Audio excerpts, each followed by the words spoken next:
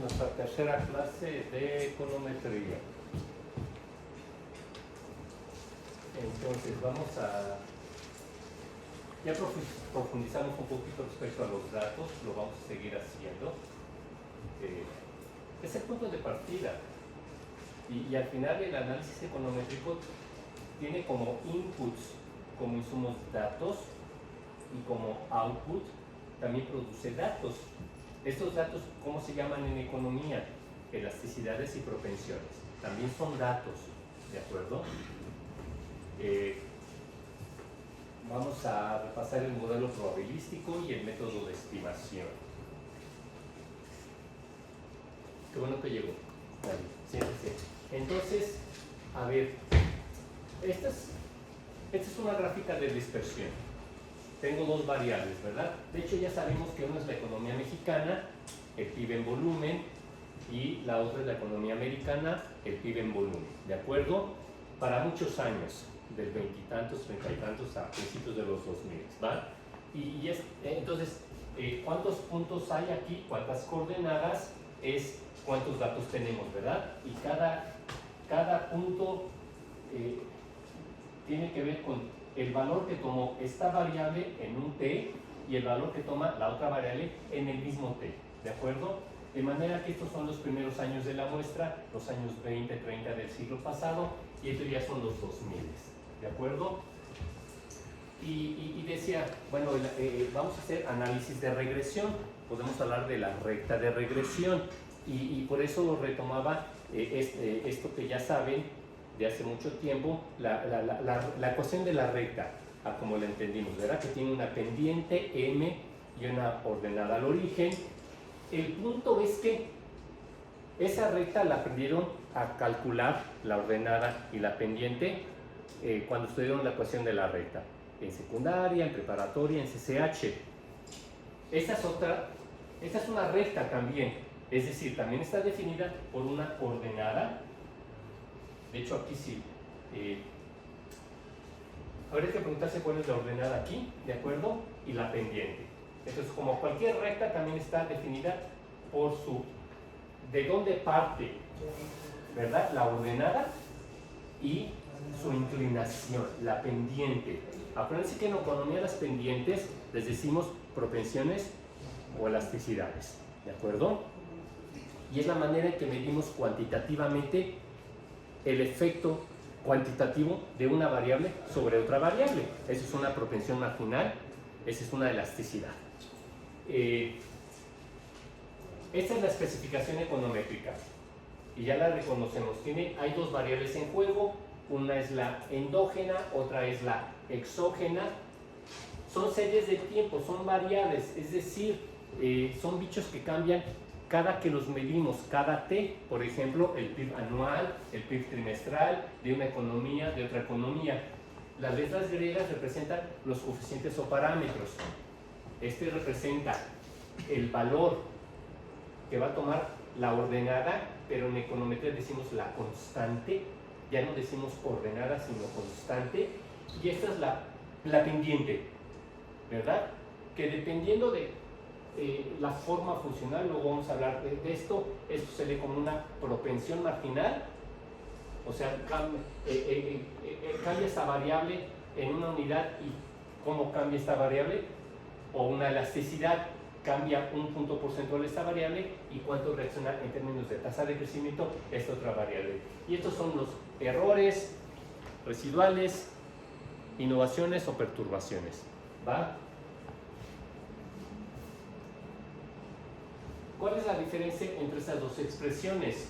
Aquí ya tengo gorros, así se dice, ¿verdad? O sea, son los valores estimados. Entonces, a ver, lo que necesito que ahorita se pregunten es, ¿les queda claro? Realmente, pregunta, ¿queda claro qué representa este puntito, este circulito, esto? ¿Sí lo alcanzan a ver? Sí. Muy bien. La siguiente pregunta que quiero que se hagan es, bueno, vamos a ver, por ejemplo, este. Este es el PIB de México en un T y el PIB de Estados Unidos en el mismo T, ¿de acuerdo? Pero fíjese que en este caso podemos tener dos valores de la YT, de la endógena. El que nos da el INEGI y el valor que está sobre la recta de regresión. Dado el mismo valor de la exógena, podemos proyectar dos valores sobre este eje. El que nos da el INEGI y el que está sobre la recta de regresión. ¿De acuerdo? ¿Lo ven? La siguiente pregunta es, ¿y cómo sé? Porque este valor me lo dio el INEGI y este valor me lo dio la BEA americana, su INEGI, el Bureau of Economic Analysis. La siguiente pregunta es, oye Carlos, ¿y cuál es el valor? O sea, ¿cómo lo mido? Ah, pues es este gorro. Es el valor de la endógena estimado, el gorro, el hat. ¿Va? ¿Y cómo lo calculo, Carlos? Pues es que todos los puntos, fíjense qué implica esta recta de regresión. Tenemos todos estos valores de la exógena y podemos proyectar, dada como trazamos esta recta, valores estimados de la endógena. La siguiente pregunta es muy sencilla. ¿Y entonces cómo calculo cada valor que toma la endógena sobre esta recta de regresión? Los YT gorro, pues muy sencillo, es la constante estimada, o sea, la ordenada, más la pendiente estimada, que multiplica en cada t al valor de la exógena. ¿Verdad? Entonces, ya fíjense, ¿cuántas pendientes tengo? Una sola. Vamos, qué bueno que llegó. Una sola pendiente, ¿verdad? Es una recta está definida por la ordenada y tenemos el numerito, nos los da el software, y la pendiente nos los da el software. Lo siguiente es, pues multiplico cada valor que tengo de la exógena en cada t por esto, la pendiente, más la ordenada, y eso me da el valor de la YT gorro. ¿Cuál es el valor estimado por el modelo? Otra manera de decirlo, es el ajustado por el modelo, es el pronosticado por el modelo. ¿Sí lo alcanzan a ver? ¿O no? Me tienen que decir sí o no, no soy adivino. ¿Sí? Y si alguien no lo va a saber, me dice, Carlitos, esfuérzate más y lo vuelvo a explicar. ¿Sale? Esto ya lo pueden hacer desde Excel. No estoy seguro que la recta de regresión, la recta que nos da Excel cuando le hacemos una gráfica de dispersión, sea estimada utilizando mínimos cuadros ordinarios. No he tenido la curiosidad de checar el User Guide de Excel, pero ya tienen que, ya pronto vamos a utilizar el eViews, el paquete econométrico, ¿de acuerdo? Y no hay manera de aprender econometría, o lo digo en positivo, aprender econometría haciendo econometría. Ya tienen que conseguir alguna versión similar del eViews y cargarla en su computadora. Y si no, está el centro de cómputo, ¿de acuerdo? La versión que tengan a la mano, porque ya vamos a empezar a hacer econometrías, ¿de acuerdo? Señor, ¿qué pasa? Usted, pregúnteme a mí. ¿Nada? ¿Nada más volteó a ver a su compañero? Pregúnteme a mí, ¿le quedó claro? ¿Alguna duda? Lo que sea. Entonces ya tiene que cargar en su computadora.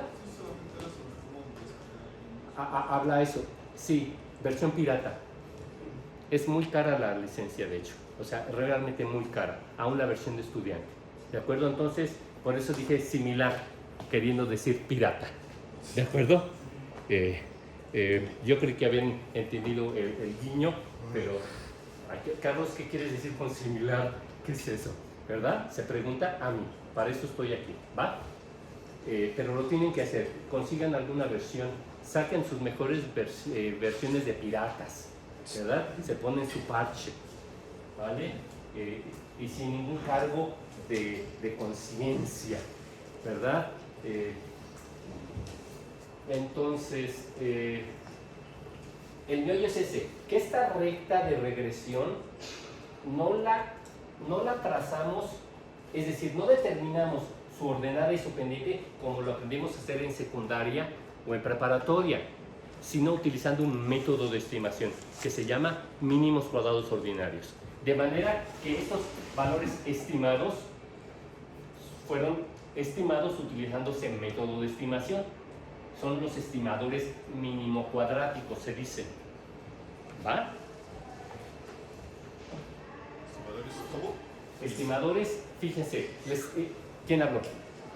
Muy bien, está muy bien eso, o sea, es que es el método de estimación mínimos cuadrados ordinarios, que de hecho ya hicimos un poquito de historia del pensamiento del análisis econométrico. Hay historia del pensamiento económico, también hay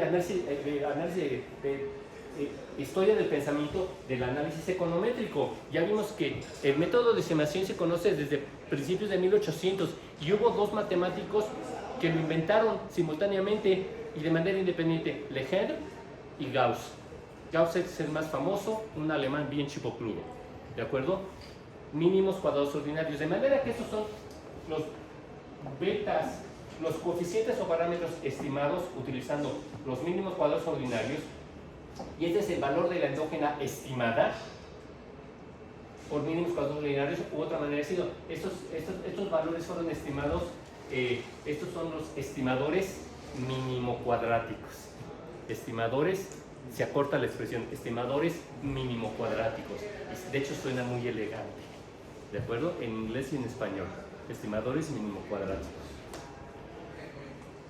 Ya lo pueden hacer en Excel o ya consigan el software Edius y apachurrar botones, apachurrar. ¿Cómo vamos a aprender a hacer econometría? Haciendo econometría. Si ustedes no se animan a entrar a la cancha de fútbol, ¿cómo le van a pegar a la pelota? Entonces, fíjense, ese es el meollo.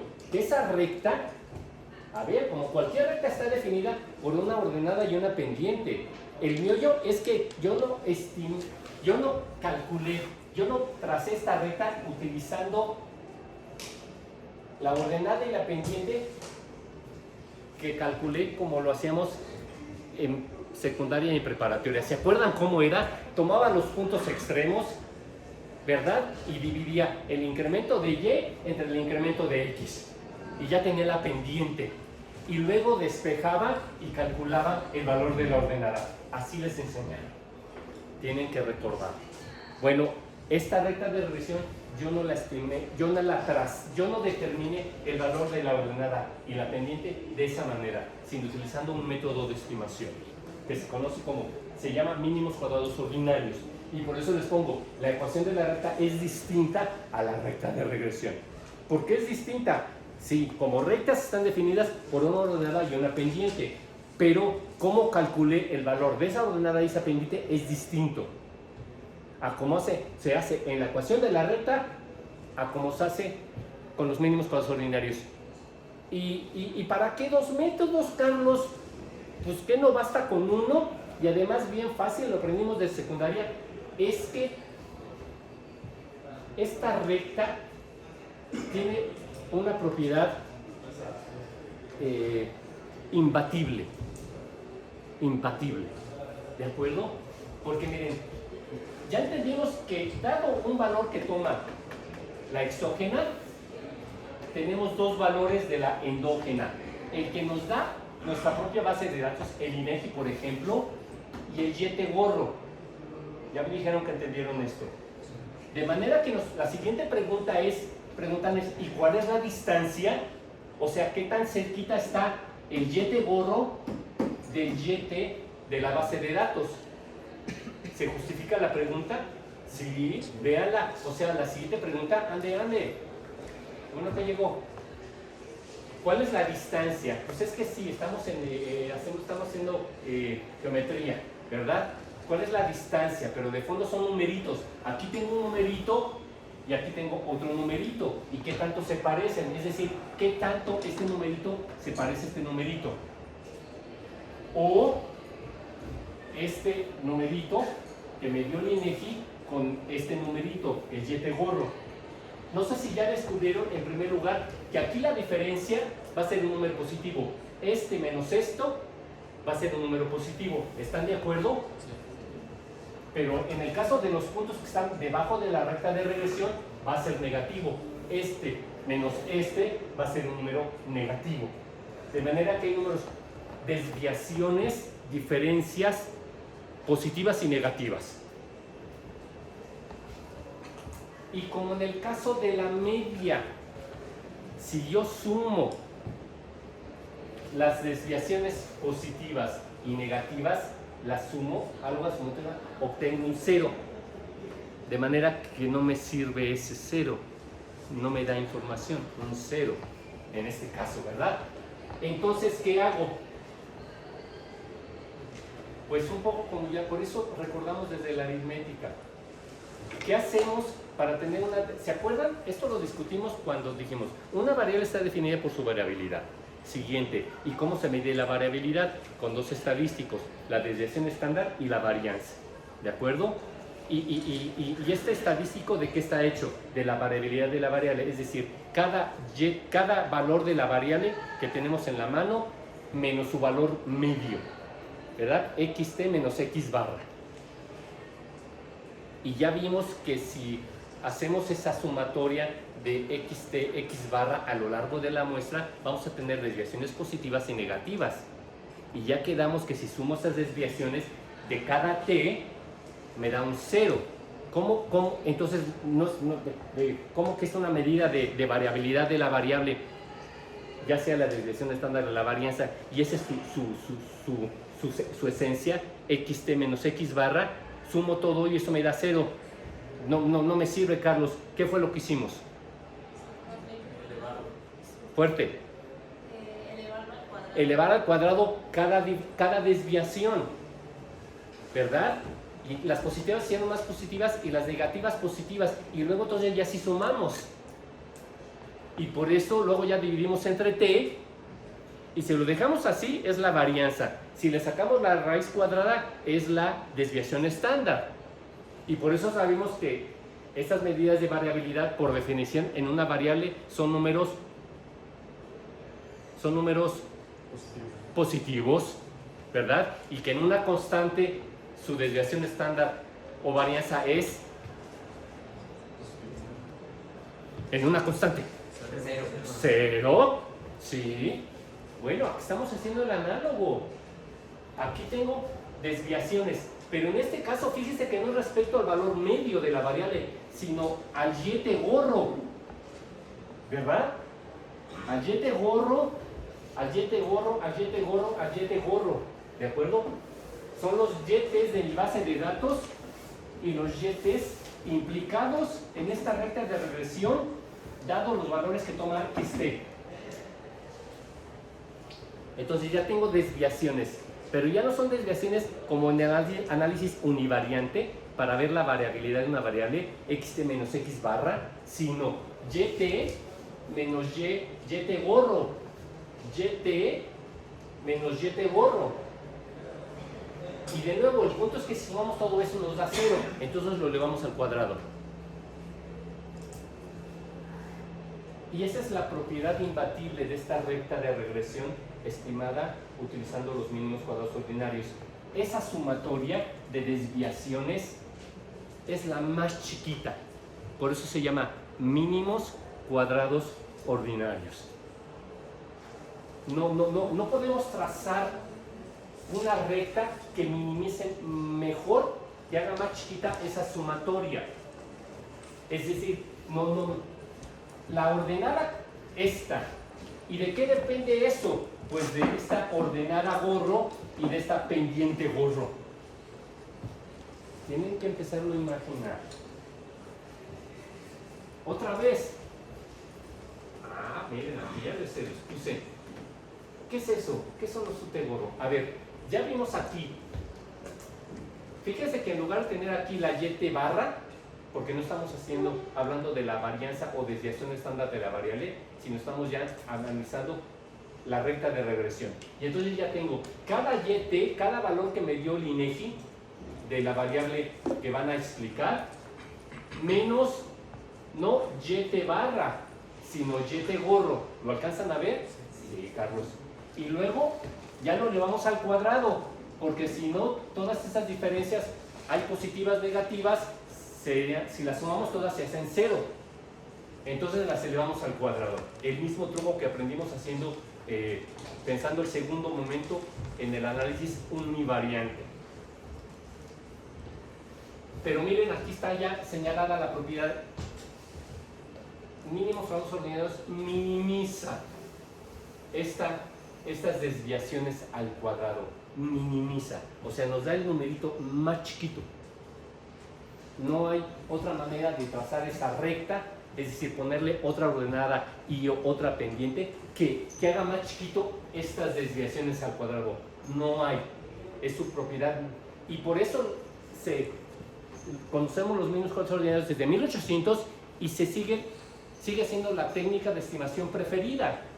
Aún hablando del modelo probabilístico de frontera, el modelo BAR, introducido por Christopher Sims, premio Nobel, aún ese modelo BAR, que no es una sola ecuación, aquí tengo una sola ecuación, ¿ya lo vieron? Sí, Carlos, es una sola ecuación, pero claro que puedo tener más de una, pero entonces ya no es un modelo uniecuacional, sino multiecuacional, o como lo decimos en álgebra, es un sistema, ¿se acuerdan? Es un sistema de ecuaciones. Pero en econometría no se llama sistema, también les decimos sistemas, sino introducimos una nueva notación. Es un modelo de vectores autorregresivos, un modelo BAR de vectores autorregresivos. Y ya no tenemos una ecuación, sino varias ecuaciones. Pero entonces, otra vez, ese es el modelo clásico de regresión lineal. Se implica que hay dos variables, es la recta de regresión, la estimamos utilizando los mínimos cuadrados ordinarios y tenemos los UT gorro. ¿A dónde están aquí los UT gorro? Levántate. Ya, vamos. Levántate. ¿Dónde están los UT gorro? Déjenme ese cuaderno. ¿Dónde están los UT gorro? A ver, sí, ahí están. Usted lo va a lograr. A ver, este es el YT que nos da el INEGI y este es el YT gorro, dado este XT, que es la variable que vamos a utilizar, utilizamos para explicar a esta variable. Entonces ya tienes la XT, ya tienes la YT, ya tienes la YT gorro. ¿Cuál será los UT gorro? La distancia. En ese momento le dicen, ¿verdad? ¿Era física nuclear lo que estaba preguntando? La ecuación de Einstein, no, ¿verdad? Entonces, la distancia, o sea, la desviación entre el YT y el YT gorro son los UT gorro, que son los errores residuales, innovaciones o perturbaciones. Qué bueno que llegó, faltó la clase pasada, también le llamé la atención a Beto. Y no es reclamo, es simplemente señalarles que noto su ausencia. ¿Va?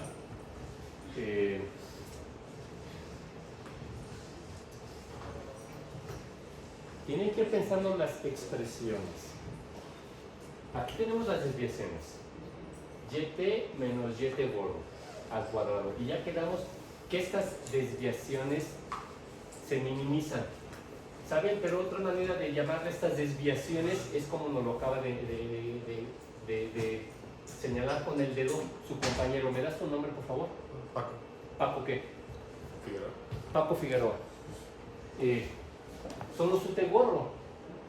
Entonces, la técnica de estimación, por eso la cuestión de la recta del sistema, la recta de regresión, porque esa recta que trazamos utilizando los mínimos cuadrados ordinarios tiene esta propiedad, que es la número 1. Y es imbatible, no hay otra manera de hacer mejor las cosas. Ese es el estado de conocimiento. No hay una mejor manera de minimizar esto, la distancia entre los YT y los YT gorro, que aplicando los mínimos cuadrados ordinarios. ¿De acuerdo?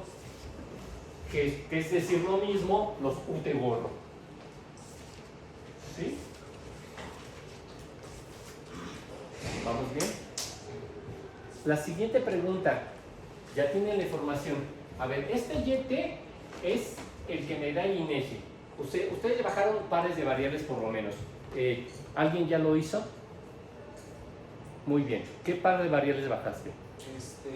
Bueno, yo me metí en la INEGI, bajé el PIB, y saqué del sistema de cuentas nacionales, traté de sacarlo de cuenta corriente y cuenta financiera para empezar a trabajarlo, y también metí a la BA para el PIB. De acuerdo, ya no entendí cuenta corriente, a ver, porque y cuenta financiera. Ya no entendí bien qué estabas diciendo, porque me dices cuenta, el sistema de cuentas nacionales está hecho de 7 o 9 cuentas, y también la balanza de pagos. Entonces, pero muy bien, bajaste el PIB mexicano, chido, y el PIB gringo de la BEA. Muy bien, señor, en volumen.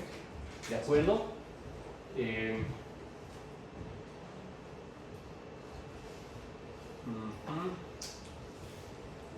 Aquí tenemos entonces al PIB mexicano cada T. ¿Desde cuándo lo bajaste? Desde el 80. Desde el 80 para acá, información trimestral, 129 observaciones, algo así. Y tienes al YT gorro, vas a tener al YT gorro, al estimado, utilizando los mínimos cuadrados ordinarios. Es el valor pronosticado, predicho, estimado, porque es la misma variable, pero no son los datos del INEGI, son los que está generando tu ecuación. Dado el PIB gringo y dando la ordenada al origen gorro y la pendiente gorro, es que ya tenemos este valor. Es lo que acaba de decir su compañero. La siguiente pregunta es, ¿y qué es esto, Carlos? Pues esto no es otra cosa más que el beta 1 gorro menos beta 2 gorro por XT. Esto al cuadrado. O sea, ¿a qué es igual esto? Simplemente visibilicé. ¿Y cuál es el YT gorro? Pues el YT gorro son los YTs sobre la recta de regresión, es decir, dado los valores de la XT y dada la ordenada al origen estimada y la pendiente estimada, es que tenemos estos YT gorros. Con otras palabras, es esto. ¿Por qué está en negativo, Carlos?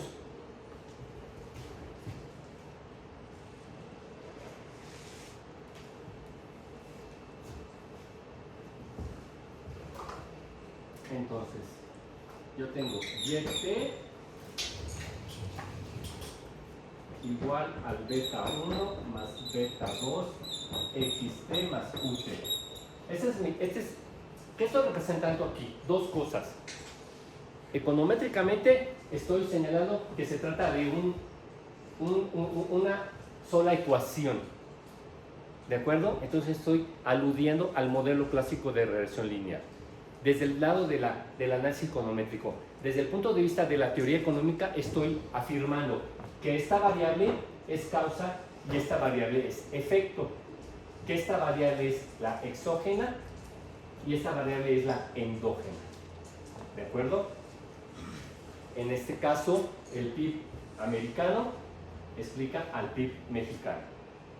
Suena perfectamente razonable, ¿vale? Bajo datos del INEGI, los meto al Excel o al EBIOS y estimo la ecuación. Es decir, aplico los mínimos cuadrados ordinarios. ¿Y qué voy a obtener? El valor de la YT gorro. Todos los valores que están que estoy explicando sobre la recta de regresión. ¿Y esos de dónde salen, Carlos? Pues no son otra cosa más que la ordenada en cada T más el valor de la pendiente multiplicado por la que utilizamos para explicar la exógena en cada T, el mismo T. ¿Y cuál es la diferencia? ¿Y cuál? Oye, ¿dónde quedó el UT, Carlos? Pues YT menos YT gorro es igual a ¿qué? UT gorro. UT gorro. No al UT, ya es el estimado, al UT gorro. Al UT gorro. ¿De acuerdo?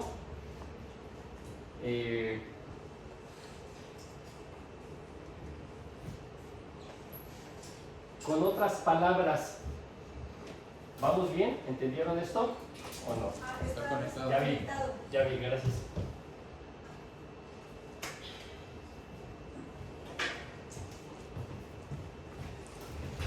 ¿Alguna duda?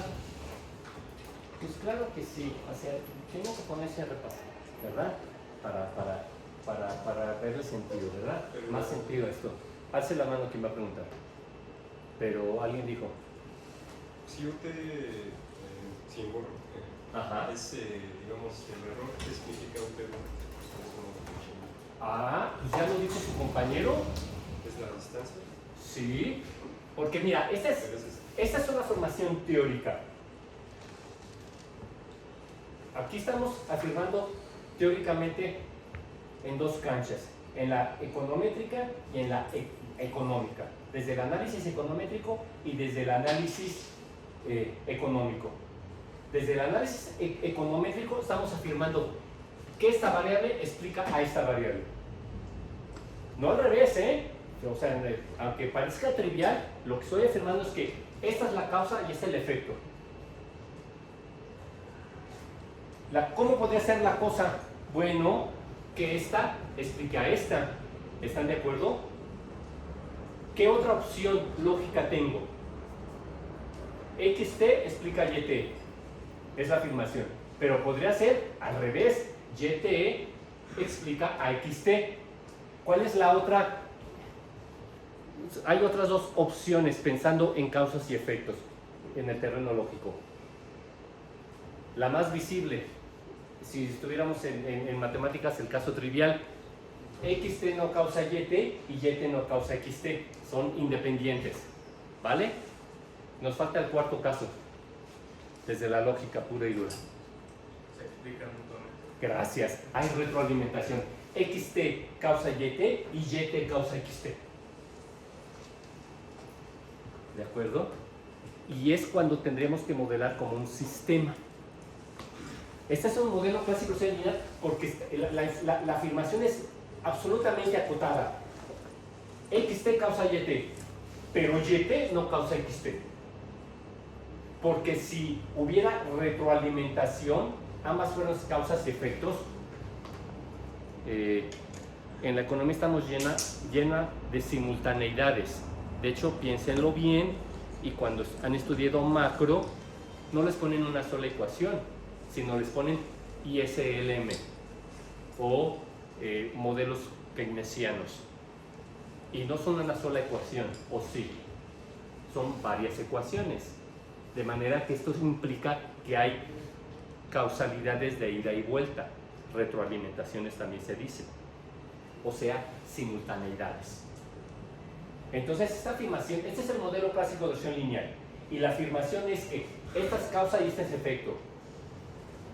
Y tiramos a la basura las otras tres formulaciones teóricas. Esta causa esta, no. Esta no causa esta y esta no causa esta, tampoco. Hay retroalimentación, tampoco. ¿Me expliqué? O sea, estamos utilizando desde el análisis econométrico un modelo que afirma. Es una afirmación teórica, es una hipótesis teórica. Esta es la causa y este es el efecto. Y además que es lineal. Porque ya vimos que puede haber cosas no lineales. Ya quedamos que, por ejemplo, el coeficiente de correlación es un estadístico que mide el grado de acción lineal. Y ya pusimos ejemplo de que si la cosa es así, por ejemplo, siguiendo el ejemplo clásico de Joseph-Stiglitz, entonces tenemos que variables se pueden vincular no linealmente. ¿De acuerdo? Entonces, este es el modelo clásico de regresión lineal. Implica que estamos utilizando, declarando a la variable o variables que están de este lado, las exógenas, y la de este lado, la endógena. Que la causalidad va exclusivamente unidireccionalmente, de aquí para acá. Y 3, que este bicho es lineal. Es decir, el efecto que tiene esta variable sobre esta variable es único a lo largo de la muestra, de los datos. ¿Y qué es este dato? La pendiente. Ya hablamos de esto y ya les puse el ejemplo más típico. ¿Cómo sería una no linealidad, Carlos? Ya se los puse y se supone que está en su cuaderno. ¿Alguien se acuerda? Pues no se acuerdan. Entonces, A ver, ya se los puse. Esta es mi nube de puntos. Pero, ¿sabe? Resulta que esta YT y XT visiblemente no se asocian linealmente, sino no linealmente. ¿Cómo es eso, Carlos? Porque necesito no una recta, sino dos para describirlas. Aquí necesito dos rectas. Visiblemente cambia la pendiente. Entonces no necesito una recta, sino dos. No un parámetro estimado, sino dos parámetros estimados. Uno que me represente esta pendiente y otro que me represente esta pendiente. Esto sería un modelo no lineal, ¿verdad? El más simple, o de los más simples que conocemos. Ya hablamos de esto.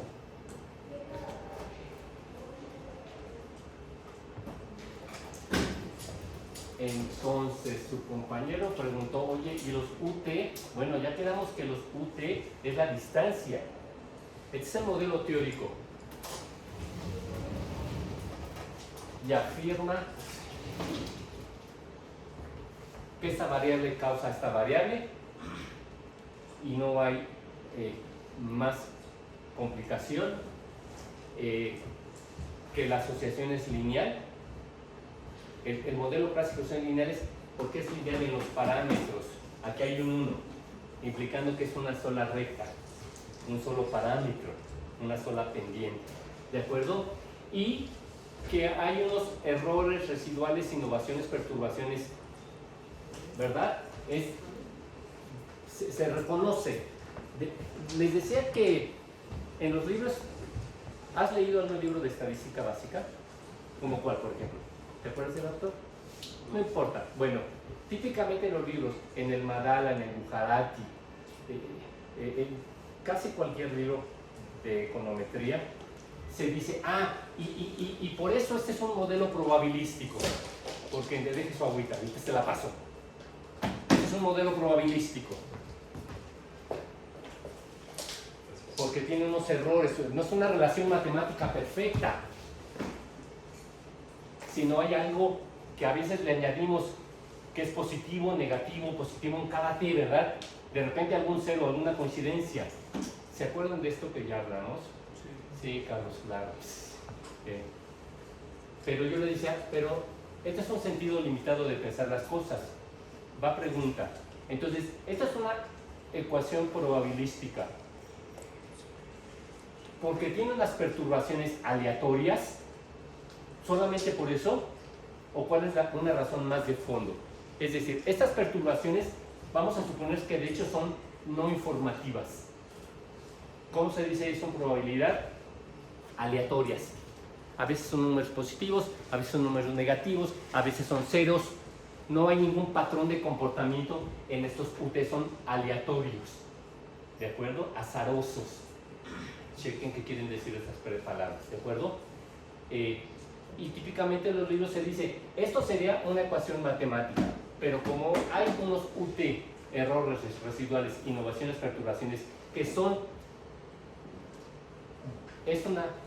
aleatorias, azarosas, por eso esto es un hecho no matemático, es estadístico, pero nosotros ya vimos una razón de más de fondo. ¿Cuál es? Vas. Es que las variables que ocupamos no son determinísticas, sino probabilísticas. A ver, ya lo leímos con el Nobel Granger. Esta variable y esta variable no son procesos determinísticos, sino procesos estocásticos o probabilísticos. De eso va la econometría, ya lo hemos platicado yo creo que en cada clase que nos hemos visto. ¿De acuerdo? Sí, o sea, la discusión, muy bien, Daniel, la discusión es previa y no tiene importancia, porque ya nos lo explicó Granger. O sea, en 1500 en Occidente se pensaba que el mundo, los objetos de estudio, el mundo empírico, estudiado por los científicos de la Edad Media y antes, entendía que esos objetos de estudio eran procesos determinísticos, y ya hablamos de esto unas tantas veces. Pero se dieron cuenta que no, que sus procesos de objetos de estudio no son procesos determinísticos, sino estocásticos o probabilísticos. Que para entenderlos, para conocer sus valores, para pronosticarlos, tenemos que echar mano de las probabilidades. Y surge en Occidente la probabilidad. De manera que estos no son bichos determinísticos, sino estocásticos o probabilísticos. De manera que esa es la razón, primera razón y la más importante de fondo de por qué esto es una ecuación econométrica, o sea, está en el universo de la estadística. Y por eso hicimos una crítica a cómo se hace la economía matemática. ¿Es útil hacer modelos económicos utilizando matemáticas? La economía matemática sí, pero estamos alterando la naturaleza de nuestro objeto de estudio. Estamos pensando que el PIB, les han puesto que el PIB es igual a yo que sé, y eso implica que lo están entendiendo determinísticamente, y ya vimos que es un proceso determinístico, podemos descubrir su algoritmo, y ya vimos unas gráficas. Vale, ya hablamos de esto, y cada que ustedes dejen de entusiasmarse y estudiar, hacen que yo les recuerde las cosas, y eso nos ocupa 5, 10 minutos, 20 minutos, media hora de cada clase, y eso atenta contra todo el material que queremos revisar. Y por eso les digo, somos un equipo y el ritmo lo ponen ustedes. Ojalá que lo entiendan lo más pronto posible, porque si no, yo voy a seguir repitiendo. Se trata de que entiendan, no que no entiendan. Pero si no hacen un esfuerzo adicional allá afuera, nos vamos a quedar cortos con todo el material que queremos revisar. ¿Va? Déjenme hacer el anuncio. Es bastante vergonzoso el anuncio. Hay ahorita un compañero suyo, con toda pena le digo, no me acuerdo de su nombre, nos topamos allá afuera, me dice, te pedí permiso para tomar tu clase de oyente de cuentas nacionales. Ah, chido, muy bien. Oye, ¿y en qué vas? No, ya terminé, ya estoy en el servicio social y ya estoy haciendo la tesis. Y voy a hacer política monetaria y quiero utilizar la modelación VAR, de vectores autorregresivos. Y ya está dividido aquí también. A ver, entonces, otra vez, podemos llegar a esos temas de frontera, ¿verdad? Y lo he llegado en algunas ocasiones, no en todas. De ustedes depende, ¿verdad? Pero es cosas técnicas, cosas que son útiles para el trabajo cotidiano que hace un economista, empezando por su tesis, ¿de acuerdo? Y aquí, no sé si ya se acuerdan, pero ya les empecé a hacer el cara a cara entre un modelo clásico orsenidad y un modelo VAR. De hecho, hace ratito ya salió a colación, su compañero dijo, esta es causa y este efecto, no hay retroalimentación, porque si hubiera retroalimentación entre este par de variables, tendría que tener una segunda ecuación para explicar a la XT, y la XT dependería ¿de qué? De la YT, e igual de otra variable u otras variables, ¿verdad? Entonces ya no es un modelo uniecuacional, o sea, de una sola ecuación, sino dos o más ecuaciones, y eso ya se convierte en un sistema, es decir, a las SIMS en un modelo de vectores autorregresivos. Ya les hablé de esto también, voy introduciendo, ¿verdad? Lo siguiente que vamos a hablar, pero otra vez, ya hablamos de todo esto. Pregunta, otra vez, yo no vengo a informarlos, yo sé que ustedes vienen a ver qué cachan, pero esa no es la estrategia, para sacar la mejor versión de economistas. Vienen a ver qué cachan. No, tienen que ponerse a estudiar, entusiasmarse y ponerse a estudiar, por beneficio propio, ¿vale? Tienen que encontrar ese botón para que cuando están cansados no tienen de mal humor, se sienten emocionalmente no en el estado correcto, no importa, se pongan a estudiar. Es una manera de salir de lo feito que puede estar pasando en su mundo, en su vida privada. Ponerse a estudiar, hacer algo para ustedes, ¿vale? No venimos, ya se los he dicho, no vengo a informarlos, para eso están los libros, y ustedes ya saben leer, Yo sé que ha sido su estrategia, a ver qué cachan, pero eso no puede ser. Ya se los dijo Ordín, aprender es un esfuerzo individual, que ustedes han estado delegando en este sistema educativo patas de cabeza en el que tienen enfrente. No pueden seguir haciendo eso. Venimos a pensar juntos. ¿Qué quieres decir, Carlos? Yo les voy dando información y luego les pongo una pregunta para que ustedes, eso es pensar, jalen la información, la utilicen y digan, ya di con la respuesta, Carlos. Eso es pensar, entre otros sentidos. Entonces, otra vez.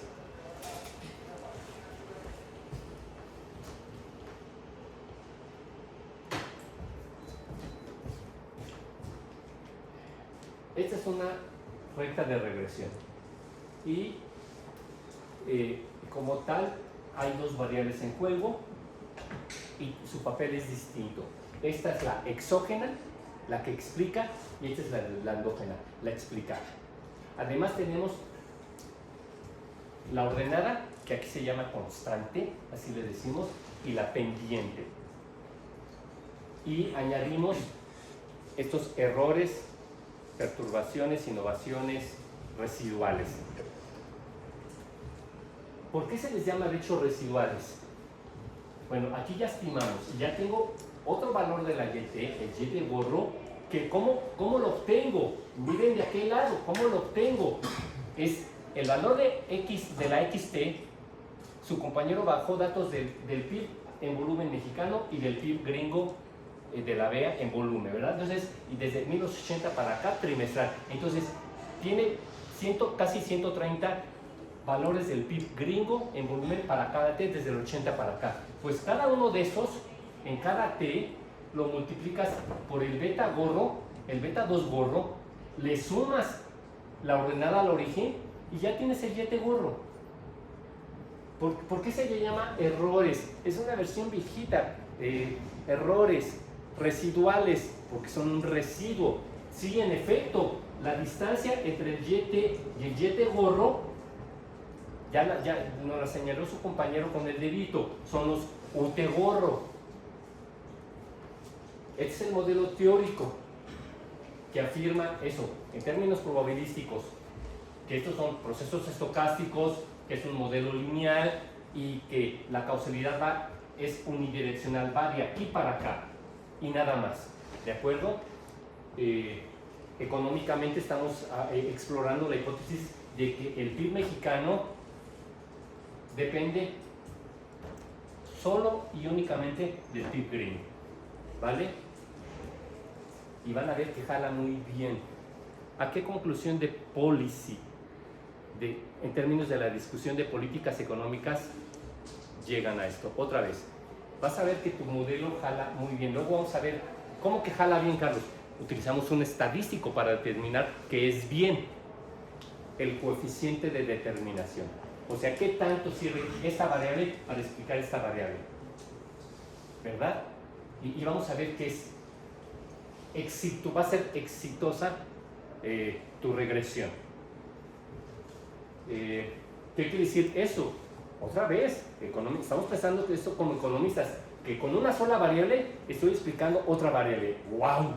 Y además que estoy explicando esta variable que es el resumen de todo lo que pasa en la economía mexicana, el PIB en volumen, explicado por otra variable que también habla sobre todo lo que pasa en la economía americana. Pero aquí no hay más variables. Y entonces los pongo a pensar, les digo, en términos de análisis de políticas, porque están discutiendo en otras materias instrumentar políticas económicas, las mismas o distintas. ¿Vamos bien? Hay discusión en términos de qué políticas fiscales aplicar, en qué otros tipos de políticas. Ayúdenme. Política monetaria, política comercial, llegar a otros acuerdos con China. A ver, hay muchas políticas salariales, hay muchas políticas económicas. Los economistas nos dedicamos mucho a discutir, diseñar, implementar políticas económicas. Pero miren, adelanto que este modelo va a salir bien chipocludo, que con una sola variable, y además que no tiene que ver con México, si no es el PIB de otro país, explicamos el grueso de lo que pasa en la economía mexicana. ¿Qué les dice esto en términos de políticas, de análisis de políticas? Va, chica. A lo mejor que dependemos mucho de cómo estén ellos. Bueno, sí, esa es la afirmación. Uno, que dependemos de ellos, ¿vale? No mucho, todo. ¿Estás de acuerdo en el matiz? No mucho y todo vas. Sí, o sea, que nuestras políticas se alineen con Estados Unidos o que no sirven en realidad. O sea, École, que aquí podemos discutir mucho y tomar muchas clases. Estoy viéndome bien mala leche, sí. A ver, es que trato de poner en justa medida la discusión de políticas. Ya les dije que los economistas nos dedicamos a pensar en políticas y en instrumentarlas, ¿verdad? En ponerlas en juego y ver sus alternativas. Pero desde este punto de vista, lo que hagamos en México cuenta poco. Cuenta poco. A ver, claro que es clave lo que pasó con el salario mínimo desde López Obrador. ¿De acuerdo? O sea, aquí el salario mínimo era el ancla nominal de toda la economía. Y se pagaba y se sigue pagando un pinche salario mínimo de mierda. Pero por lo menos en estos 6 años y lo que llevamos, ha pasado ya, se ha incrementado jugosamente. ¿De acuerdo? Ya no son los... ¿Cuánto era cuando López Obrador? Ahorita ya anda en 200 pesos por día, ¿no? Con López Obrador habrán sido 30, 40 pesos, 20 y tantos pesos, ¿de acuerdo? Nominales. Entonces, a ver, claro que, por eso puse entrecomillado, claro que importa mucho lo que hagamos aquí, ¿verdad? Claro que sí. Y no hablé de la política monetaria o de la política fiscal, que claro que sí importa, sobre todo ahorita, porque antes los presidentes, antes de López Obrador, el presidente tenía la autoridad constitucional para condonar impuestos. Es decir, decirle a una persona, típicamente a una empresa, debes tanto, no importa, no pagues. López Obrador se quitó ese privilegio. Y por ahí escribe algo y tengo el cuadrito. Estamos hablando de que si sumamos la condonación de impuestos que hicieron Fox, el siguiente panista, se me va su nombre, Felipillo, Fox, Felipillo, el Charro, ¿verdad? Con botas, Felipillo y Peña. La condonación de impuestos, híjole, lo escribí, ya sale publicado. ¿Cuánto es? A ver, 400,000 millones, 500,000 millones de pesos. ¿Cuánto es eso? ¿Puedo decir malas palabras? sí. Un chingo y dos montones. Otra vez, el presupuesto de la UNAM son 70,000, 80,000 millones. En condonación de impuestos, ahorita tenemos al emblemático, al dueño de Electra, del grupo Salinas, ¿verdad? A ese cretino, ignorante, ¿verdad? No sé cómo describirlo, ¿verdad? Un bicho, ¿verdad? Patológico, ¿verdad? Que debe 70,000 millones de pesos al fisco mexicano. ¿Por qué? Porque le condonaban, pero eso sí, ahí no hay problema, porque le condonaron, pero ni siquiera pagó confiando en que el Poder Judicial